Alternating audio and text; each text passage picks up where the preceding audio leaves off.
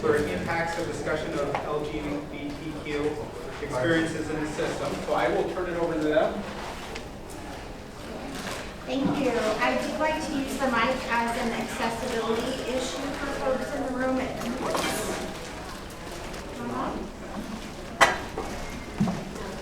Now it's on, and now we can use the mic as an accessibility issue in the room. We did build in some introductions. We had expected to have a larger panel today. However, as you know, for young people, life happens. And life is complicated, and so we are really happy to have Julia on Zoom with us today, and myself and Rose. I'll start by introducing myself, and then we'll let the panel introduce themselves.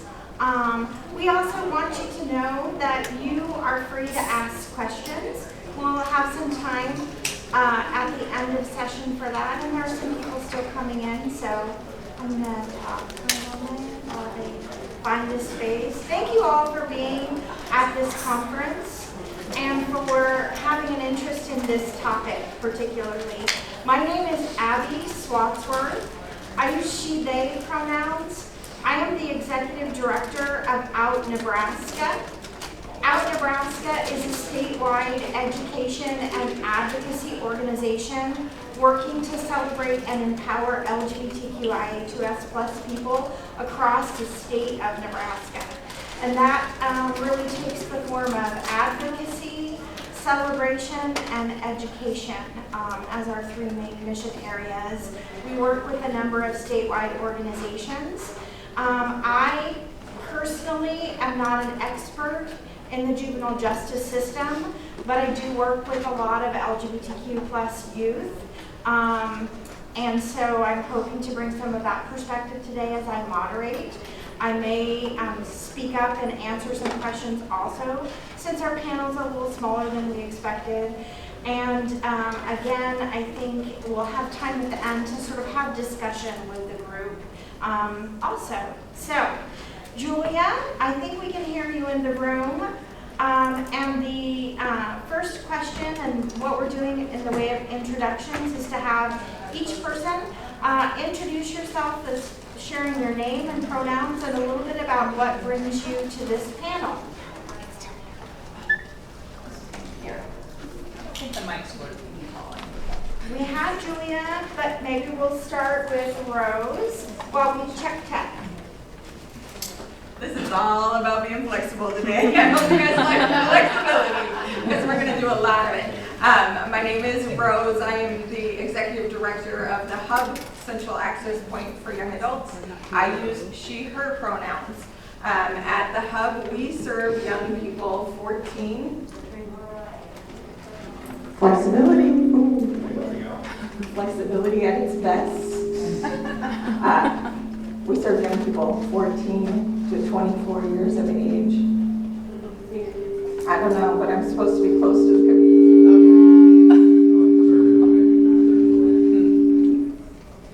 I think that mic was working, but it was Julia we didn't hear.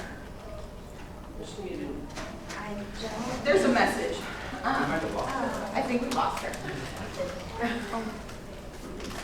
It's going to be fun. Can you hear me without this? Yes. Perfect. Let's go that way.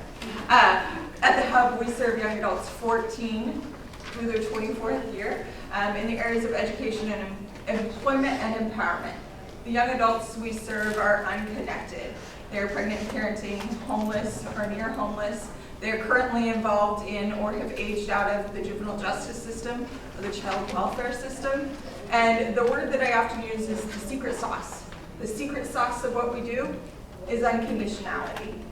And as we talk today about addressing issues and how we approach young adults, LGBTQ+, it's about unconditionality. It's about showing up, being there for them in the moments that maybe other people are not there for them. The people who are supposed to be there aren't there for them, and all of the different ways. So for us, that's what it's about. It's about showing up unconditionally. You want food? We have Julia back. Yeah, sorry, my phone's a little crappy, and I got my son with me, so I'm trying to No worries. juggle it around. We are all juggling and being flexible today, so we can totally do that with you also. I'm just going to give you the first question again, which is just a way to introduce yourself. Did you finish your introduction, Rose? So, Julia, please share a little bit about yourself, your pronouns, and what brings you to this panel today.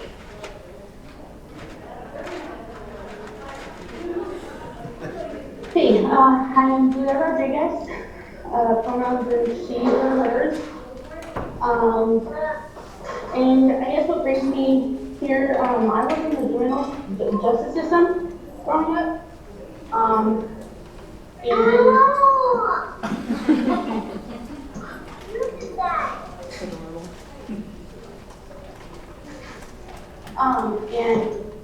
I don't know, I don't feel like it was always fair growing up.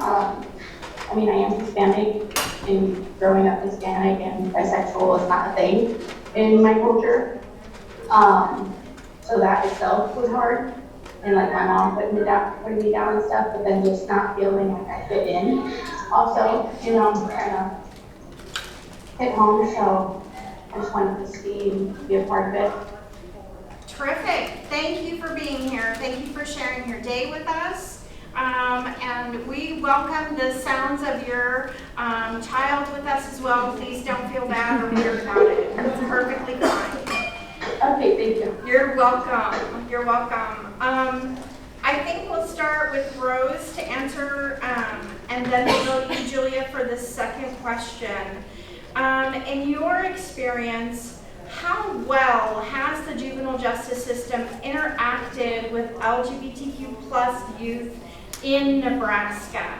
And you can take some time talking about what you have seen as failures in the system, and if there were any successes within the system. And so, Rose, I think I'll open up and just let you talk a little bit about that, and then we'll come to you, Julia. Perfect. Were any of you in the panel that happened in this room right before? You heard young adults speaking about the importance of listening, somebody being there for them and letting them be who they are. How powerful. And we don't always allow that. We don't always save space, especially for young people that are different than what we know, what maybe our thoughts and beliefs are, or what we've ever been experienced in or around. And when we do not allow individuals to be their authentic self, what challenges come?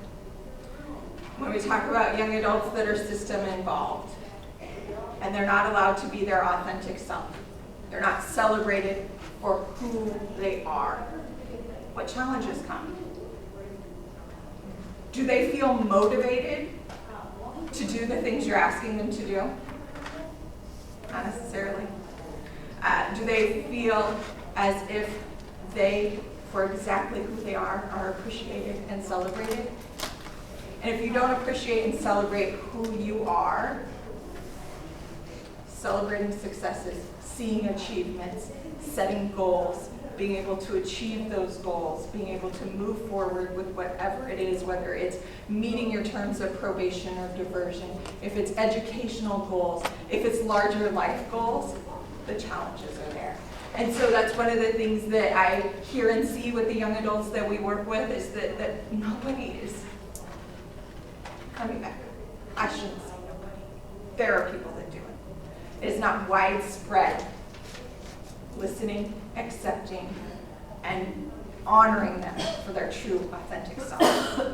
And what a difference it is when we step back and say, unconditionally, I am here to support you for exactly who you are, exactly where you are, and we're going to work together to achieve these things that you need to do for diversion, for probation.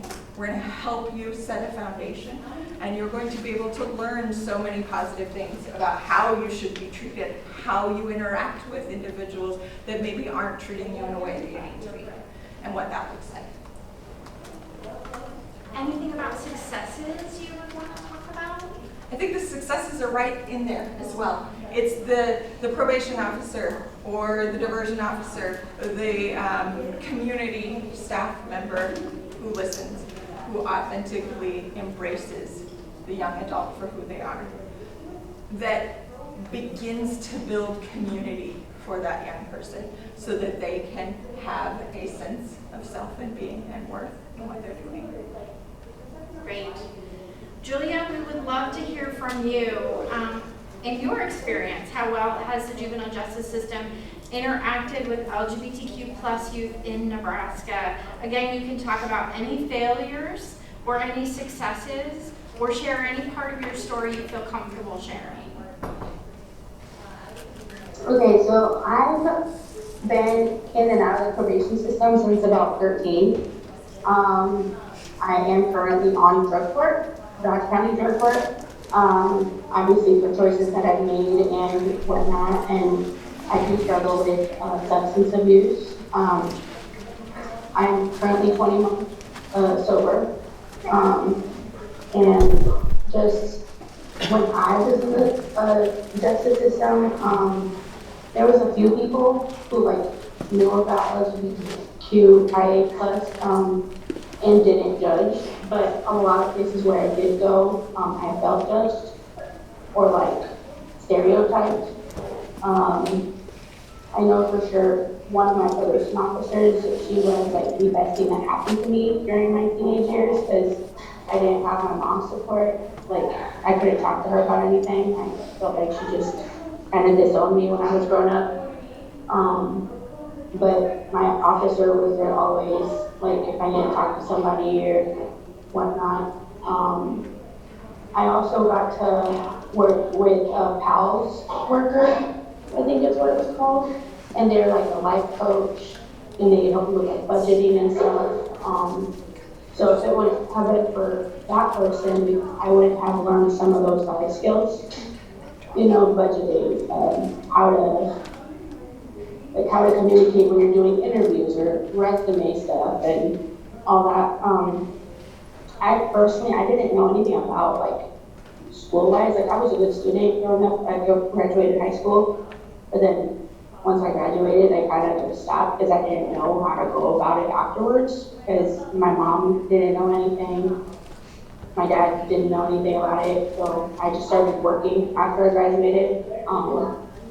And then when I got my son taken the first time, and then my case closed, that's when I went around asking questions to get my education going again, because I do want to finish college. So I did start Metro, and I did, I think, like 2 quarters or 2 semesters and whatnot. But yes, I think there should be more people in the system who know about it and know how to be open-minded about it instead of just like turning people down or putting people down for who they are and what they are and what they like. But yeah. I was visiting with one of my coworkers, and that question was, do you know what you're going to say yet? And my response was, no, actually, I don't know what I'm going to say. I don't write it out, I'm not going to. But I think something that Julia said, and kind of thinking back to that conversation, really reminds me that this idea that we have to look beyond titles, charges, information, and build a relationship. We have to know that young person. We have to know who they are, be invested in what their dreams and aspirations are, and be a supporter. And just like this morning, if you can't be that for the young person, get out of the way. And let somebody else do it because they need it.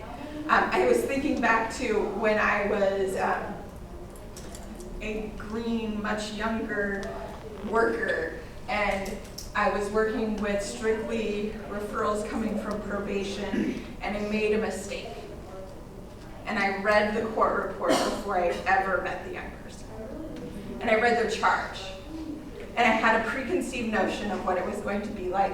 I had fear because of their charge. There was no reason for me to have ever had any of that.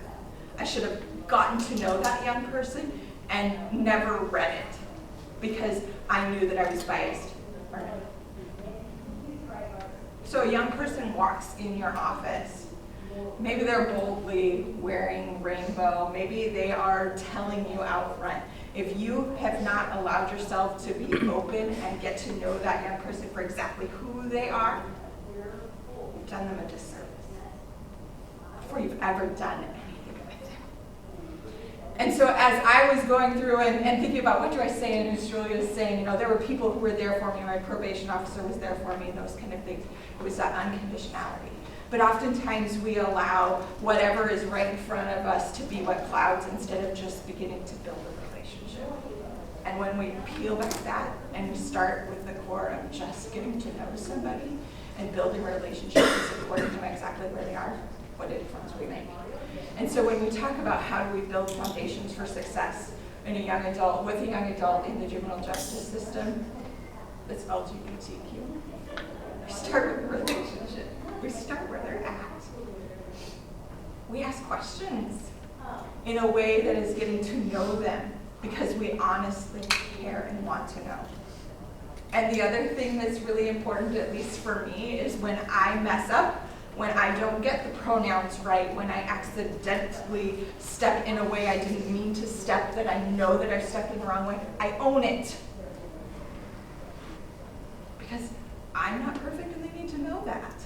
And they need to know that on the other side, I care, I've made a misstep, I'm sorry, I used the wrong pronouns.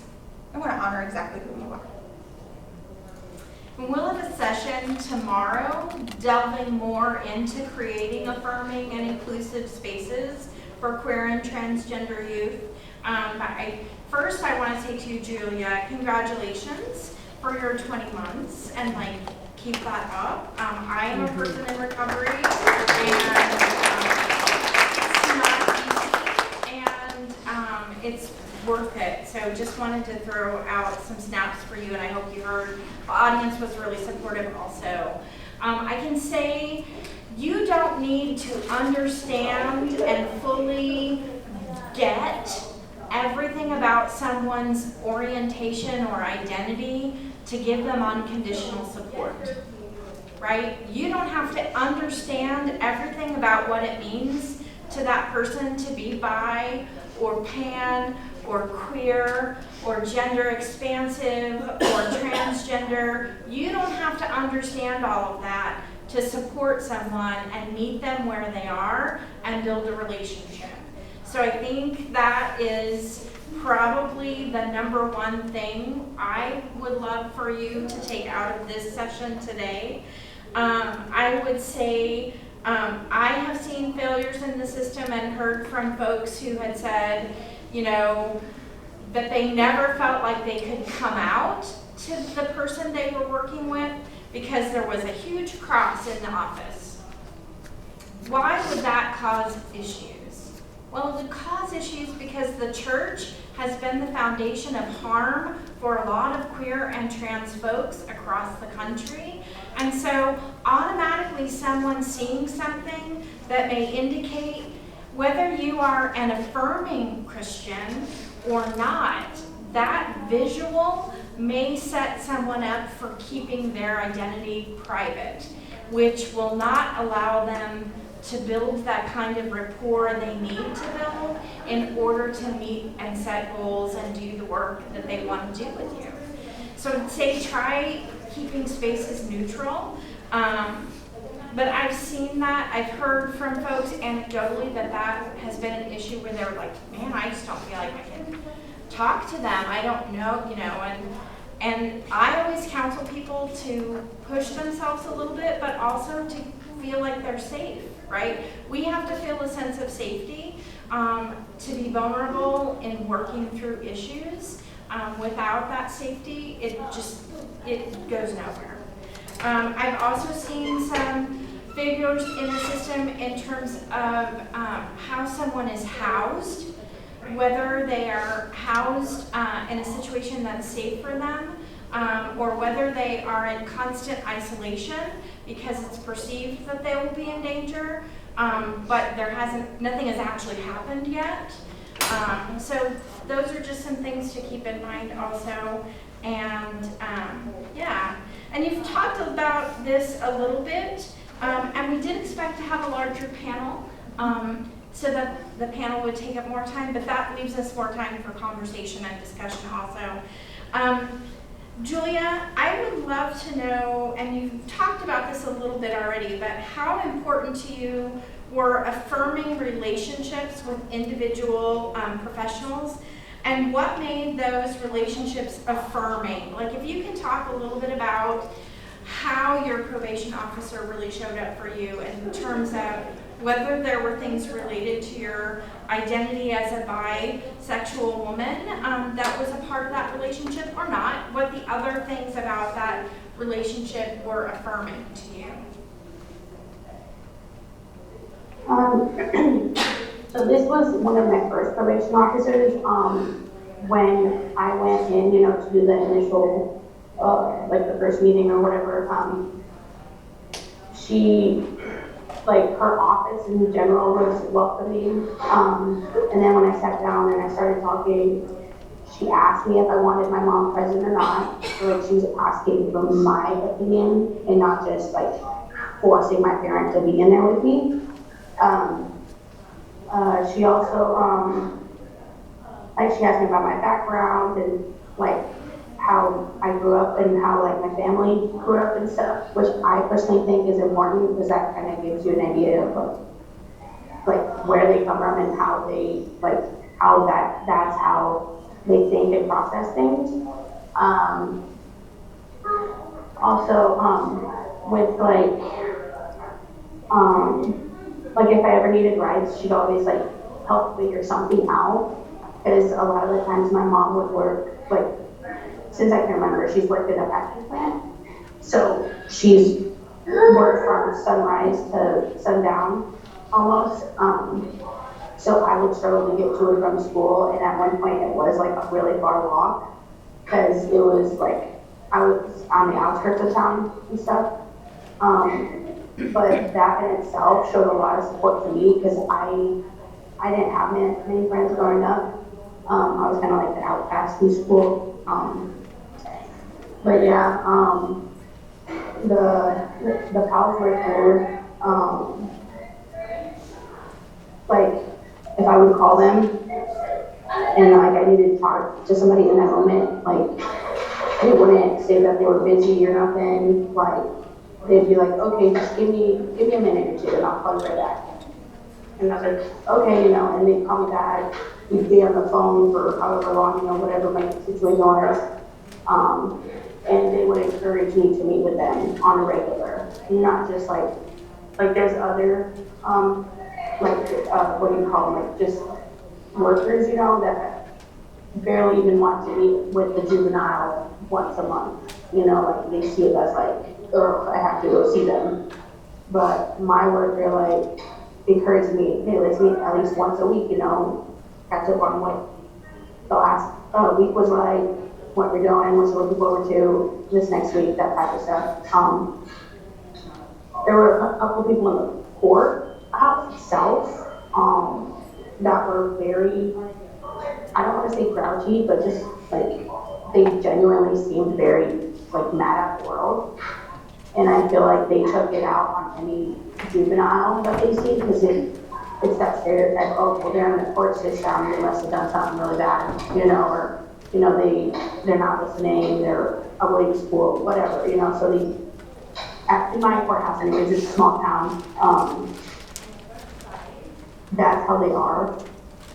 You see them more so taking out that anger that they have in them with the juvenile.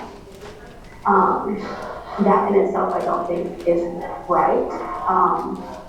I personally was really close to one of the judges because he'd seen me in the courtroom since I was super young.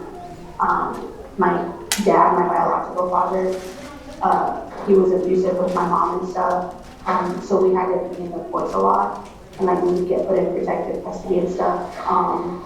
So him seeing me come back, like as a teenager, me being in trouble, like he was there for me personally. He always told me like, hey, if you need anything, if you don't feel safe, you know, you can always just come up here, find me. After the time, obviously, he's in court, so he's not available, but he said, if you need to sit outside my courtroom, totally fine with me. So it's just the little things, you know, that really help. The communication part, just being able to talk to somebody, not feeling alone. Yeah, thank you. I really love how you said that your first probation officer asked you if you wanted your parents in the room. I think that's huge. And yeah, thank you for sharing that part on all of your story. Thank you for speaking to the struggles you've had and the good things that have happened when people listened and really took time with you. Is there anything that you would like to add about affirming relationships you've built and Rose, and how you knew they were affirming, or that folks told you you were affirming? Yeah, you know, as I was listening to Julia, again, I'm thinking about some of these just core basic things when we think about how we want to be treated. As she's talking about somebody showing up, she's talking about the space that was made for her in terms of being in that first probation officer's office. What does your office look like? Is your office an open, welcoming space? And not just your office, what does your lobby look like? Is it a space? You know, something as simple as ally, that I am. Something as simple as when I introduce myself with, I use she, her pronouns. That opens and gives space for them to know that that door is starting to open. You know that I am going to be here for you in a safe, affirming way because I'm first telling you what my pronouns are, and then I'm going to honor yours. And so that's a question. What pronouns would you prefer I use? I think one of the things that often happens is we're afraid. We're afraid we're going to say the wrong thing. We don't know if we're going to stumble over it, so we say nothing. Silence speaks louder than saying the wrong thing and owning it, right? So I use she, her pronouns. How would you like me to address you? What name do you prefer I use? And that works for everybody, right? Because all sorts of folks have names their parents assigned them, and maybe they don't use that name. Maybe they have a nickname, and it has nothing to do with their orientation or identity, but it's just a name that they like, or a shortened version of their name, or, you know, that's an opening question that you can ask everyone. And so, again, maybe you don't have control of what the lobby looks like in the office where you work, but you do have control over, do you ask, what name do you prefer I use? What pronouns would you like me to use? Small ways to make affirming space. The other piece that Julia brought out that we've heard over and over again is that ability to just listen to what they're telling you, what a young person is telling you, honoring what they're telling you, and then following their lead to where they would like to take you along with them on this journey. We have a lot of young adults that, because supports and services that we provide at the Hub are community-based, we have housing supports that are available when a young adult has lost their stability in housing because of coming out. And that is a very hard, traumatic time in life. Because of who I am, I can no longer live under your roof. And it's not just about the roof over my head at that point. There's a lot of other stuff that comes along with it. But in that first time that we're meeting with them, it's not the time to unpack it all. I have yet to build a relationship with them. I haven't showed them that I am a safe, affirming space yet. They were brave enough and bold enough to come through the door. We'll often get referrals from out in Nebraska, and because it's coming from some place that young people feel safe, they'll begin to give us some grace to say, I think you're safe. We still have to show it and show up and show up and show up, and how important that is. So I think that those are, like when I think about how do we ensure we have an affirming space, that's where it starts. Honoring exactly who they are, asking them what name they prefer, what pronouns, and then following their lead by showing up and being there for them and giving them the space for it. If you could wave a magic wand, what policies would you like to see enacted that might improve system-wide responses to queer and trans youth in Nebraska? Who would like to start? That's a big question. I gave it to you in advance, but it is a big question. Julia, would you like to jump in, or do you want Rose to go first? I'm thinking about the question. Okay. It is a big one.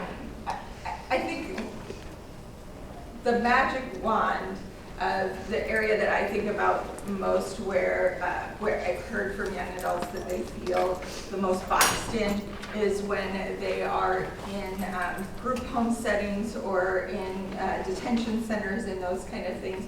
And because of their identity or sexual orientation, they are segregated, they are othered, they are not allowed to participate in the same way. They're told which bathrooms they're using, and it is not about which bathroom they're using.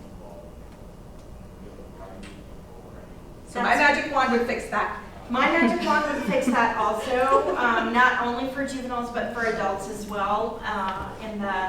In the system, there are lots of folks who are mishoused and othered in their housing, and that all comes from a stereotype or a bias that somehow, because someone has an orientation other than heterosexual, that they are overtly more sexual than heterosexual people. And I'm here to tell you that is false, false, false, false, false, right? It is such a small part of who we are. It is one aspect of our identity, and it does not mean that we are automatically predatory, right? Or that we should be treated that way just from the start.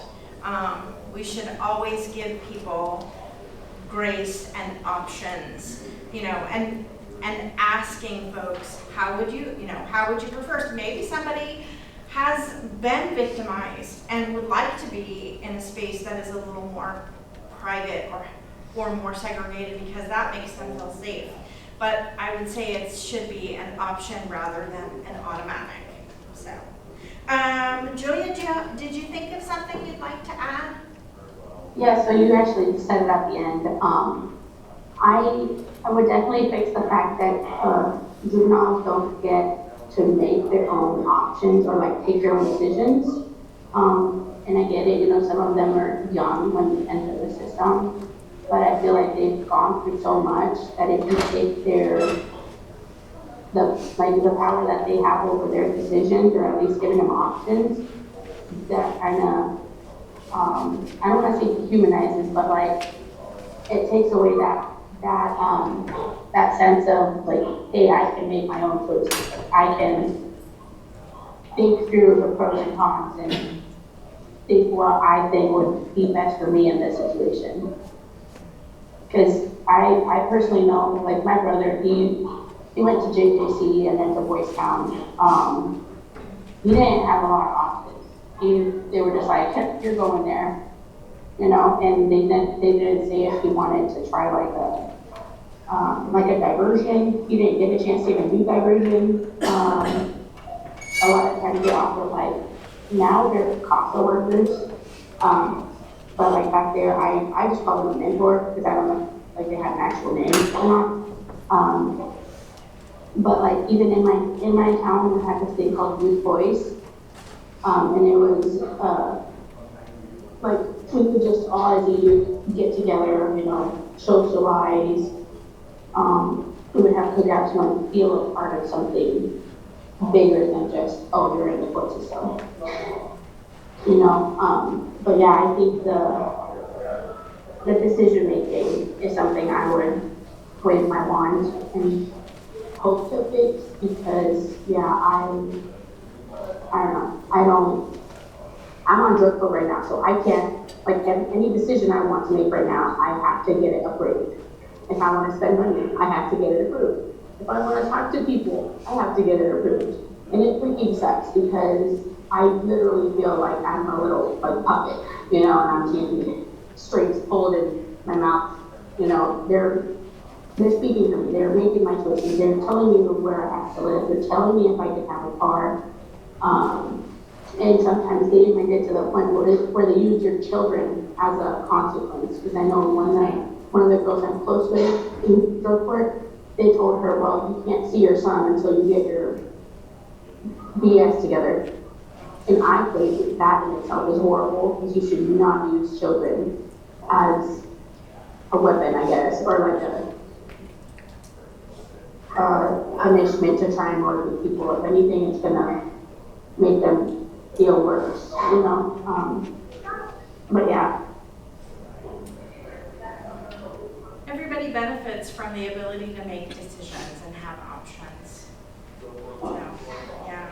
You know, I mean, I let my 5-year-old make his own decisions. I'll give him options, and then he's like, okay, whichever one you think you like best, you know. Yeah, do you want the blue shorts or the red shorts today? And I'm gonna turn the camera on. I don't know if you guys can see me I don't know. well. There you are. This is my son. Hi. Can you say hi, Melly? Can you say hi, Lily? Say hi. Yeah, he gets to choose his wardrobe in the morning, and when we do snack time, I give him options, you know, so just so he knows that he can make his own decisions. Yeah. My daughter is letting the 3-year-old decide when it is time to cut his hair. He's so far said no to a haircut. So You see? yeah. You see Oh yes. Awesome. Yeah. Yeah. These are things we can control. Bodily autonomy. That's amazing. Yeah. Anything else you'd like to share with the folks who are with us today, Julia? I didn't realize you guys can't see as well. We You can't. can We're see. looking at the screen. Yeah, it's getting, when it projects, it's sort of washed out, but we can see one eye. The projector is tired. The projector is not having a good day. There we go. Our Hey, technology, I'll turn it off. Yeah. There you go. technology's been challenging today, but is there anything else you'd like to share as a member of the panel? And then I think we'll answer some questions too, unless there's something else Well, Rose wants to jump in I with. think, you know, with some of what Julia was saying, it really kind of hit. We also have to recognize and think about what's happening around us. We had visited with several young people about being on the panel. I had one young person who very clearly said, I don't feel safe coming and talking about this. I feel safe talking to you. I don't know everybody in that room, and this is a vulnerable piece of who I am. So if you have a young person that has entrusted you with this, take it as the gift as it is. They have shared this piece of them with you. And our world right now for individuals that are part of LGBTQ plus community are feeling attacked and unsafe. Honor that they shared that with you and provide that safe space, safe place for them. Truer words never spoken. I have been out since I was in my early 20s, and I'm in a very stable relationship. I have a therapist I see on a regular basis, which I recommend for everyone. Therapy for everybody, right? And right now is scary for me, and I get paid to do this work. So yeah, I'm not surprised that it was scary for folks to join the panel. And Julia, I want to thank you so much for being a part of this discussion today, and allowing us to learn from you and sharing your stories and insights with folks. We do have one question that came in on the Whova app, and then we'll open it up for other questions and discussion with folks. And Jenny, if you'll let us know when we're getting close to time, I haven't been paying attention. 20 minutes. Oh, awesome. 20 minutes is a good amount of time for questions. We had a question that came in about how do you handle a situation with a young person where their parents are not using the proper pronouns, and how do you handle that? And I'll let Rose answer that a little bit, and then I'll add a little bit of information too. So I start right back where I had said I will introduce myself with my pronouns, and I'm going to ask the young person what pronouns they would like me to use, and I'm going to use them. I'm going to model it. I'm going to show that young person I'm there for them, and I'm not going to engage in any kind of confrontation with the parent as far as what the pronouns they are using, because I want that young person to know I am there for them. Mm-hmm. Me having any kind of confrontation with the parents at that point is not going to support or help that young person in what's happening.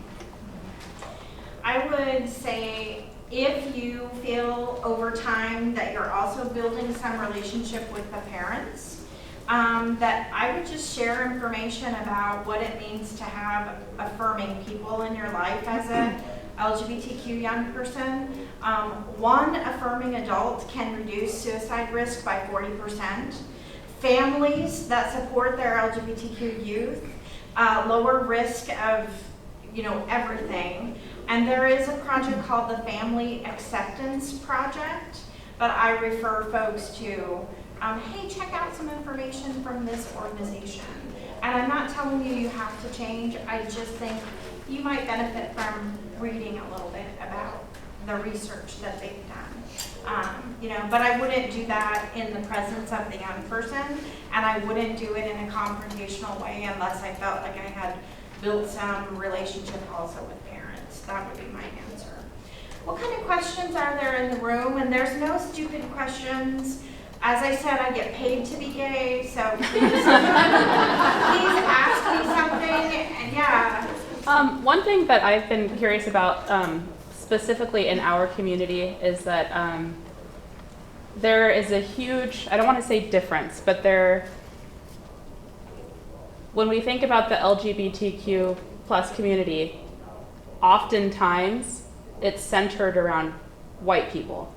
And so that puts a lot of pressure on minorities and a lot of times what I've noticed is it's a lot of trans minorities specifically, because unfortunately there's a lot of violence that's inflicted upon them in their own communities of color. And so how do we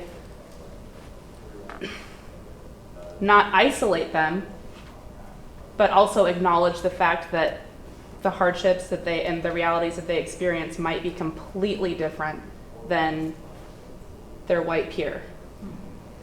And they will be completely different, right? Because we're talking about intersecting identities and how it's not 2 + 2 = 4. Right. It's 2 + 2 = 8 or 10 or 12. And there is the violence from within their own communities and difficulties.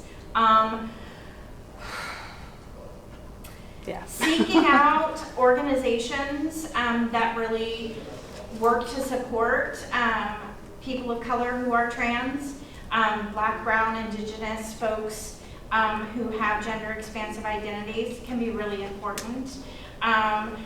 Locally in Nebraska, we don't really have any. We have a national organization headquartered out of Omaha called Black and Pink, which I advocated for them to speak at the panel tomorrow, at the group tomorrow, but they're a national organization that actually works specifically with folks who are system impacted and have identities in the community or live with HIV. So that's maybe a resource you could reach out to. Sister Song is another national organization that works with queer and trans people. But just acknowledging that their experience of being trans is entirely valid, and like imparting to people that we shouldn't compare ourselves to each other no matter what community we live in. We should really honor and value our own experiences, and to something we are really committed to at Out Nebraska is using a lens of looking at our work so that we're involving people who are impacted by issues. So trying to have folks on our board or who help us make programming decisions that can say, this is my experience and this is what would be helpful, can be really important. But lots of gay organizations are really driven by cisgender gay men who may or may not take those intersecting identities into account. So it can be hard. Community can be hard, and I would also say I know UNO has a support group specifically for LGBT people of color, and only they are allowed to come into that support group. So it's a time just for them to support each other and have that space where it's not being dominated by the white perspective. And that's the UNO you said? Yeah. Okay. Yeah. Thank you. Awesome. That's really awesome to know. thank you for sharing that. I need to know that resource, yeah. What's the best way to navigate a situation where a youth may not feel comfortable coming out or talking to their parents about their identity, but they're disclosing to you that their identity, name, pronouns are changing, but you still have to communicate with the parents while respecting that they don't feel comfortable coming out? I would still support the young person and also respect the parents not necessarily knowing. It is never my place as a supportive adult to out a young person. The danger in that situation, we don't know what that danger is, right? Is it endangerment for being kicked out? Is it endangerment for violence in the home? So I would always err on the side of supporting the young person's name and pronoun, and also just trying to remember and navigate that relationship with the parents also. The other piece I would say is that what supports and resources does that young person need to feel like they feel equipped when they're ready to come out. So, is it that they're needing some help navigating and finding a therapist? And as the adult supporter, you're visiting with the parent about, your child. Let us know that they might be interested in having an additional support in their life with a therapist. Could we help find some recommendations? And then you're helping, and then that gives the young person another caring adult to be able to help navigate what that's going to look like when they're ready to come out. Yeah, great question. Yeah, two people behind you and then in the orange. I guess I didn't have a question. I guess it's more of a comment, and coming from the Native community, and from the Native perspective, like our view on LGBTQ, individuals, human beings, because that's what they are. They're human beings. Is this has been influenced by colonization and genocide. I'm glad that you mentioned the church, because like a lot of people don't want to talk about that. That it's changed like how it's viewed within our community as well, and we want to get that back to where our original view on we call them Winkta within our tribe, and they had a very special role within our tribe. And it was, they had roles and responsibilities to care for children that may have been, without parents, or also within ceremonial aspects, like had very, very special role, and were revered in that way because they were different. And so the view that our community have is very, very different, but then it's also been changed by colonization, and we're trying to get back to our original view And so it was much more welcoming and accepting of, that, and that, like I said, that role and responsibility. And I have a good friend, his name is Lenny Hayes, and we actually I did it being Pride Month, we did in the Sweetgrass a special with him. It's on our Facebook page if anybody wants to see it. It's awesome. Lenny Hayes is absolutely amazing, and he talks about his experience, his traumas, and healing journey, and he had a really interesting view on pronouns, the use of pronouns, and he said that he doesn't like to use pronouns because he feels like that's another form of colonization. And he said for him and for Native youth, like that's the view, because we're all human beings, and to be accepted as such. And so I guess I just wanted to share a little bit about the viewpoint from the indigenous communities. Yeah, thank you. Mhm. If we could break down colonization, white supremacy culture, so much about being queer and trans would be 100% better. Orange sweater comments. I have one comment first, and that is that I love your shirt, and I just realized it's leopards. For some reason, I looked over and I just saw leopards, and I was like, oh my gosh, it's been leopards this whole time. Sorry. That first, and then just a quick question. What are you seeing? Are you seeing an uptick in unhoused LGBTQ plus youth? And assuming yes, can you kind of share just some, I don't know, demographic information a little bit about ages that you're seeing, or maybe even circumstances? Obviously not specifics, but just are you seeing anything that's kind of standing out, and how you may be addressing that situation?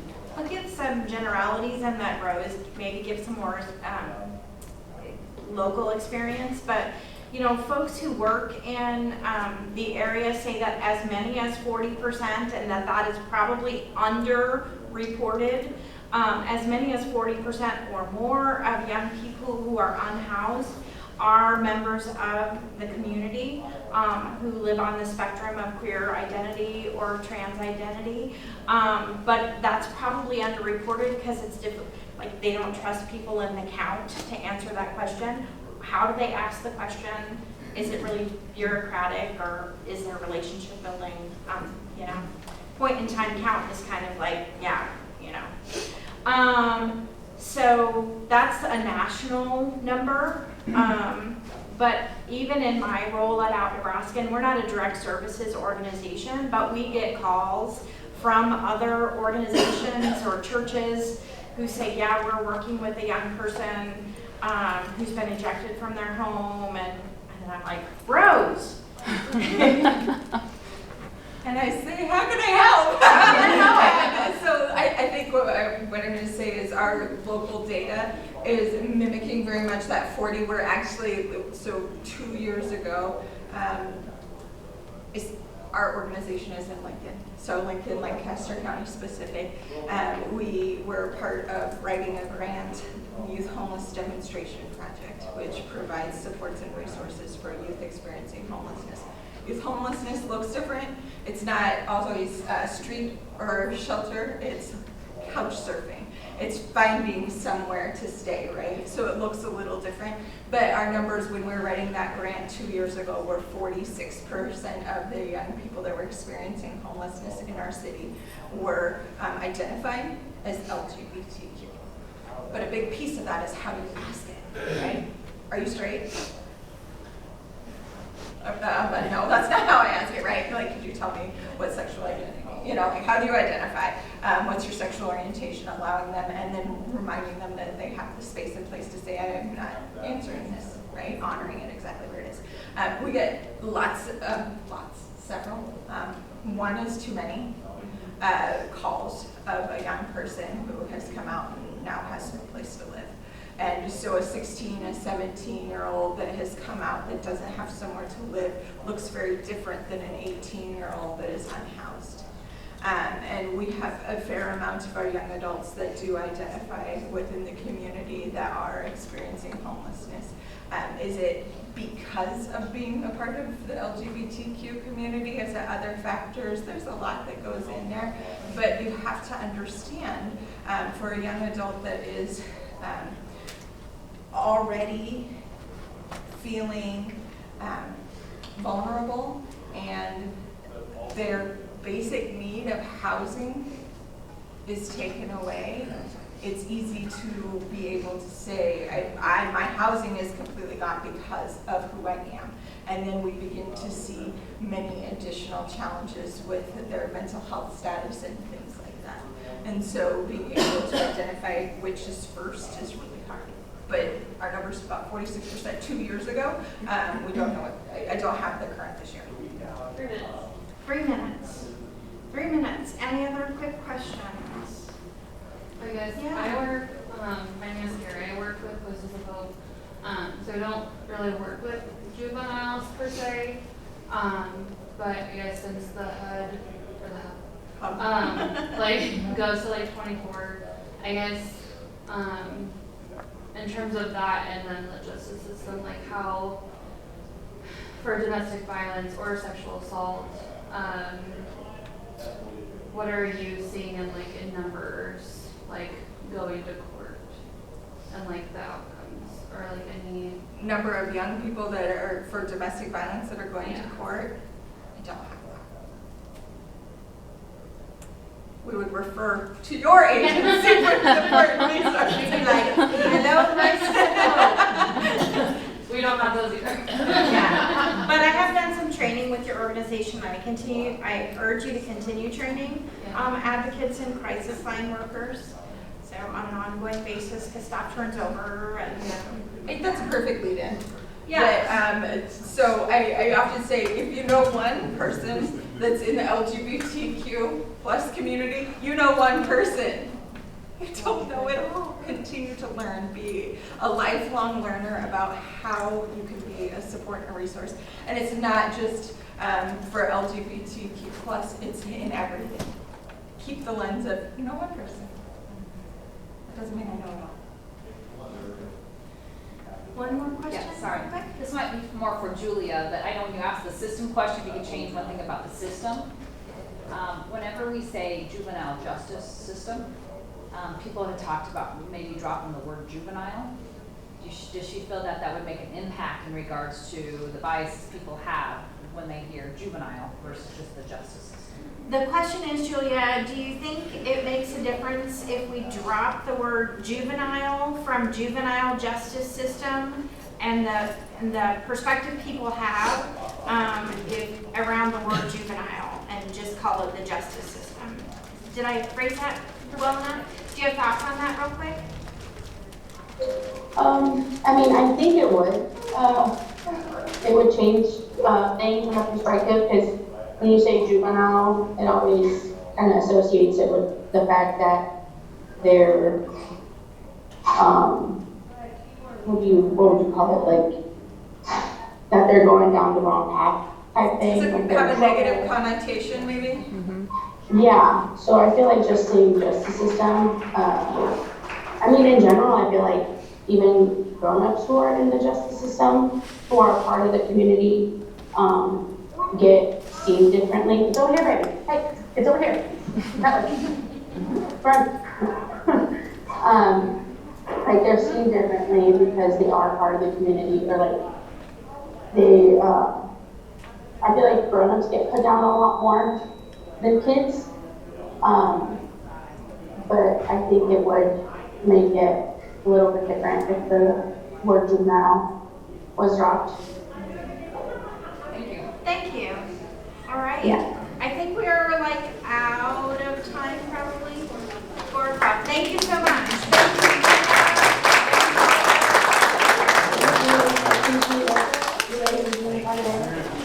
So we have our networking event from 4 to 6.